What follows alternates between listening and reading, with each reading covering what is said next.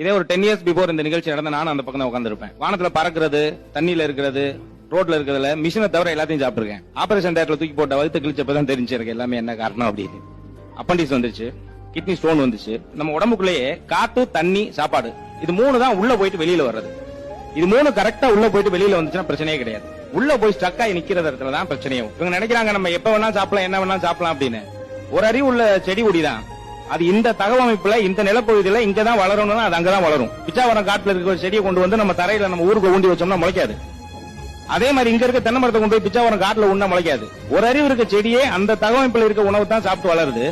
நம்மளுக்கு இருக்கு நம்மளுடைய பாரம்பரியம். அப்ப நம்ம சைனாவில பிறந்திருந்தோம்னா அந்த உணவு சாப்பிடலாம். பர்மாவில பிறந்திருந்தோம்னா தம்பி சொன்ன மாதிரி பர்மா உணவு சாப்பிடலாம். நம்ம ஊர்ல நம்ம கிளைமேட்டுக்கு நம்ம என்ன உணவு சாப்பிடணுமோ அதைத்தான் நம்ம சாப்பிடணும். அன்னைக்கு எங்க பாட்டி சொல்லுவாங்க, தோட்டத்துக்கு வேலைக்கு போன இடத்துல குழந்தைய பத்தி தூக்கிட்டு வந்திருக்காங்க. அன்னைக்கெல்லாம் வந்து எந்த ஒரு இரும்பு சத்து குறைபாடு இல்ல. ஏன்னா அவங்க சாப்பிட்டது இரும்பு சோளம்.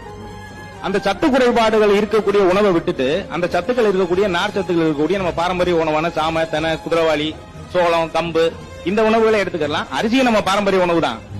தஞ்சாவூர்ல பார்லியும் கோதுமை மாவு விளைஞ்சிச்சு, அன்னைக்கு இந்த அரிசி இருந்ததுதான். இந்த மாதிரியான உணவுகளை கரெக்டான நேரத்தை எடுத்துக்கணும். நம்ம உடம்பு நம்ம கிட்ட பேசும் சார்.